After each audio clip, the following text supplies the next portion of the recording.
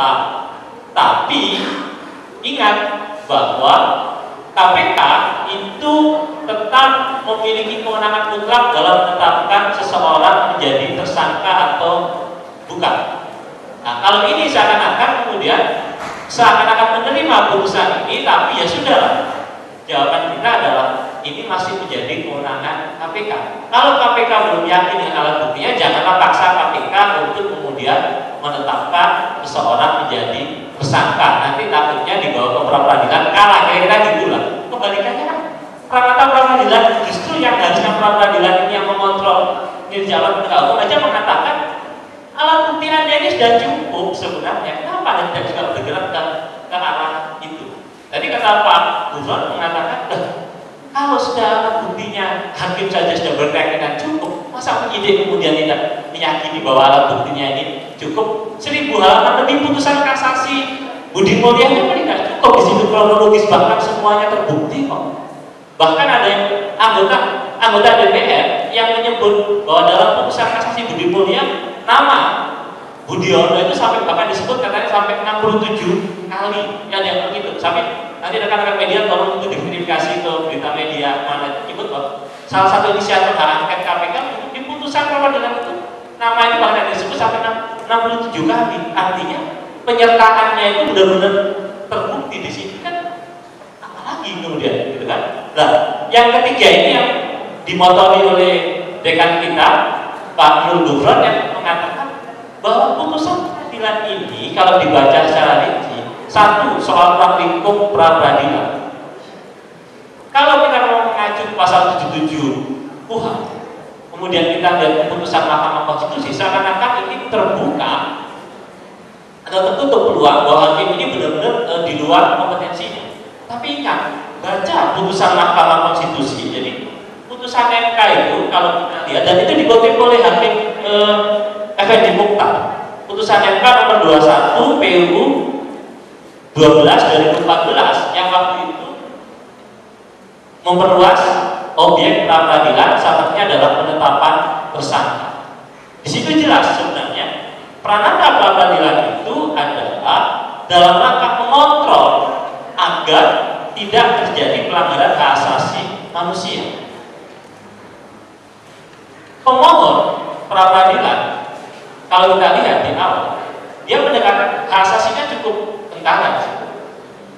Pemohon ini 6 kali mengajukan pra-peradilan sebelum adanya putusan kasasi. Apa sih yang ingin disampaikan dari pemohon ini? Pemohon mengatakan ada seseorang dianggap dilakukan ini didakwa dengan penyertaan. Posisinya pun bukan top level, di atasnya masih ada. Yang kalau kita kira-kira kalau dia sendiri melakukan tanpa izin dari top level itu nggak mungkin kebijakan itu turun, gitu ya. Kemudian disidang, diperiksa, sudah ada putusan, dihukum terakhir 15 tahun. Putusannya tahun 2015. Sudah hampir 3 tahun, kemudian rekan-rekannya yang namanya disebut itu tidak juga kemudian diproses. Padahal putusan MK-nya sudah menyebut bahwa ini adalah pidana penyertaan. Nah,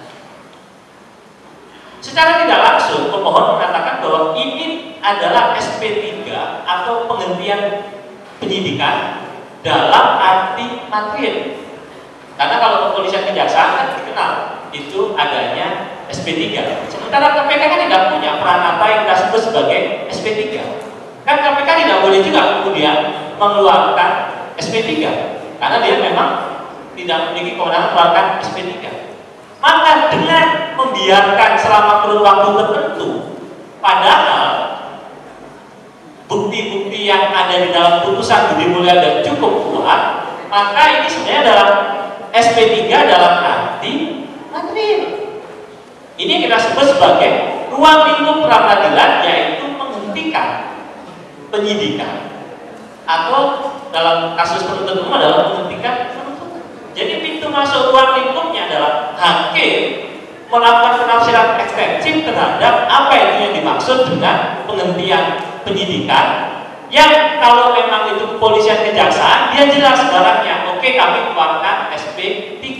Tapi untuk KPK karena dia tidak punya SP3, tindakan mendelay sementara sudah ada alat bukti yang cukup dalam putusan Budi Mulya, itu adalah sama dengan bicara soal SP3 dalam arti materi, menghentikan penyidikan dalam arti materi. Jadi seorang hakim yang dijamin oleh undang-undang kekuasaan kehakiman untuk menggali, menemukan nilai-nilai hukum dan keadilan di masyarakat, melihat ada satu pelaku tindak pidana yang kemudian betul dia dihukum, tapi kemudian membiarkan pihak lain masih bebas berkeliaran, ini adalah pelanggaran HAM yang sangat luar biasa. Sehingga hakim kemudian memperluas, memahami pasal 77 dalam perspektif pelindungan hak asasi manusia. Nah, hakim yang seperti ini malah kemudian sekarang katanya akan diperiksa oleh Komisi Yudisial. Bahkan juru bicara Mahkamah Agung kemudian menegasikan dan kesannya adalah menyalahkan putusan pra-peradilan.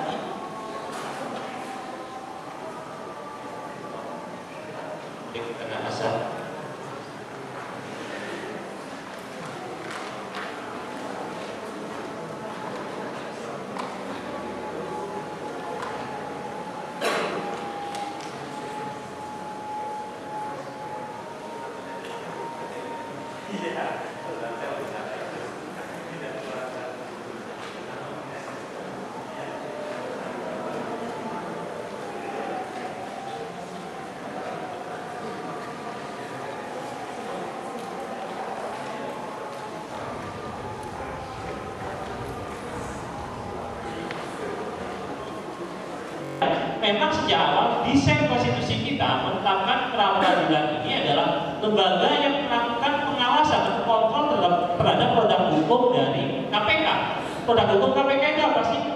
Penetapan seseorang menjadi tersangka. Itu kan bisa dilakukan pra-peradilan, di mana dalam beberapa kasus KPK pernah kalah di pra-peradilan, dan KPK menetapkan lagi melengkapi alat bukti, KPK menang, kan gitu. Jadi sejak awal pra-peradilan ini adalah lembaga yang mengontrol terhadap produk hukum dari KPK atau melakukan pengawasan terhadap produk hukum dari KPK. Nah, kalau memang KPK sudah menundukkan diri, oke, kami paham betul bahwa produk penetapan tersangka kami itu bisa diperiksa oleh pra-peradilan.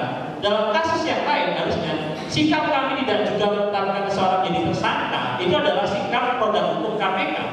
Yang kemudian pra-peradilan juga bisa mengkoreksi itu ketika dalam batas-batas yang wajar dilihat bahwa sudah jelas ada putusan inkrah yang bisa dijadikan dasar penetapan seorang tersangka, KPK tidak melakukan. Jadi menurut saya ini hal yang hampir sama ketika KPK diuji oleh pra-peradilan soal penetapan tersangkanya. Anda berlarut-larut Anda menetapkan seorang jadi tersangka, itu pun kami untuk diuji oleh pra-peradilan. Jadi jangan sampai kemudian ini nanti dibawa bahwa putusan pra-peradilan ini mengganggu independensi KPK. Tidak bisa demikian, karena putusan pra-peradilan sama dengan ketika memeriksa seseorang jadi tersangka, maka ini adalah langkah baliknya. Kalau dalam hukum tata usaha negara kita kenal fiktif negatif dan fiktif positif. Ketika seseorang pejabat kita sudah mengajukan izin tertentu, kemudian tidak diberikan izin itu, maka pada waktu itu dianggap pejabat itu adalah menolak untuk mengeluarkan izin. Kita dasar itu bisa kita uji kepada PT UN tanpa kemudian kita harus menerima surat yang kita maksudkan. Kan itu sebenarnya. Nah, ini coba kemudian diterapkan dalam pra-peradilan. Dengan Anda tidak segera menetapkan tersangka padahal sudah waktu cukup, alat bukti yang cukup, maka hakim dan menilai Anda sebenarnya Anda menolak untuk menetapkan seorang ini menjadi tersangka. Karena itu produk Anda kami periksa dan kami katakan Anda salah. Anda harusnya menetapkan seorang ini jadi tersangka. Jadi tidak ada urusannya sama independensi KPK sebagaimana kasus dari angket KPK dan BPN dalam kasus Miriam atau kasus EKTP. Terakhir dari saya, kalau kita melihat perspektif soal senturi ini, kita pernah ingat betul ya, saya membandingkan, kita punya TAP MPR nomor 11 tahun 98, penyelenggara negara bersih dan bebas dari KKN. TAP itu salah satu pasalnya, pasal 4, jelas MPR memerintahkan aparat penegak hukum untuk melakukan pemberantasan KKN kepada Soeharto dan kroni-kroninya. politik hukum negara menginginkan bahwa Soeharto diadili, Soeharto hartanya dikembalikan, kemudian kroni-kroninya juga mendapatkan hukuman yang setimpal. Dan sampai saat ini negara masih melakukan itu. Contohnya apa? Kasus Yayasan Supersemar, di mana saat ini sudah ingkrah, bahkan sudah dilakukan eksekusi 200 lebih miliar, 248 miliar sudah mulai dibayarkan dari sekian triliun yang harus dibayarkan oleh Yayasan Supersemar. Nah, dalam kasus ini kita ingat bahwa pada 3 Maret 2010 politik hukum negara kita, DPR kita dalam paripurna telah menyepakati yaitu putusan tentang penggunaan hak angket yang di dalamnya menyetujui opsi C.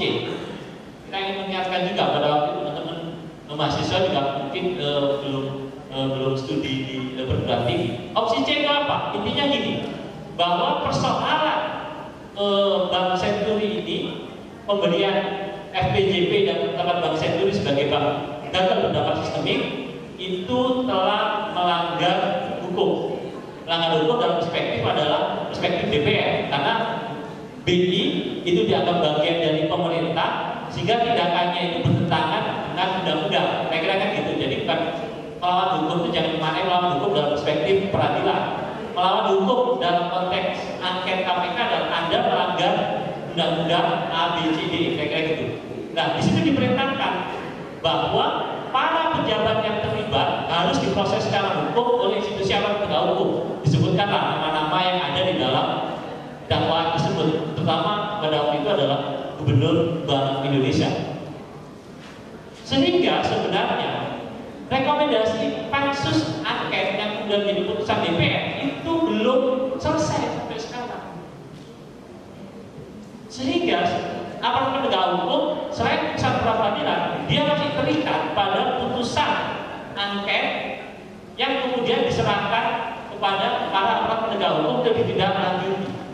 Jadi memang logika kita lagi, hakim pra-peradilan pun dalam perspektif politik kenegaraan yang mengikat ya, bukan politik praktis dalam arti kemudian pencalonan dan sebagainya, masih terikat pada politik kenegaraan seperti halnya aparat penegak hukum masih terikat dalam TAP MPR nomor 11 tahun 98 yang saat ini sudah diganti dengan Undang-Undang Penyelenggaraan Negara Bebas Bersih dari AKN. Jadi bayangkan, Soeharto jatuh 98, saat ini secara perdata negara masih terus mengusut agar mengembalikan kekayaan negara yang pada waktu itu dianggap dinikmati oleh Soeharto dan kroni-kroninya. Berapa tahun? Sementara kasus Senturi ini tahun 2008, 10 tahun. Jadi secara politik kenegaraan masih ada kewajiban dari aparat penegak hukum, baik itu di kepolisian, kejaksaan, KPK maupun pengadilan, untuk memastikan bekerjanya atau ditaatinya keputusan politik kenegaraan rakyat melalui sidang paripurna DPR. Jadi di penutup saya katakan bahwa mari kita hentikan upaya persekusi atau kita tanda kutip membuli hakim pra-peradilan, karena hakim pra-peradilan ini kalau dibaca putusannya dia sudah berdasarkan pada logika hukum yang itu pun juga dapat diterima secara nalar hukum. Mari segera kita laksanakan putusan pra-peradilan itu, karena memang itu adalah kehendak baik negara yang melalui angket DPR itu maupun kemudian kehendak dari kekuasaan yudikatif yang memang diserai kontrol untuk mengawasi kinerja aparat penegak hukum. Demikian dari saya, nanti kita bisa lanjutkan di diskusi, saya serahkan ke moderator. Assalamualaikum warahmatullahi wabarakatuh.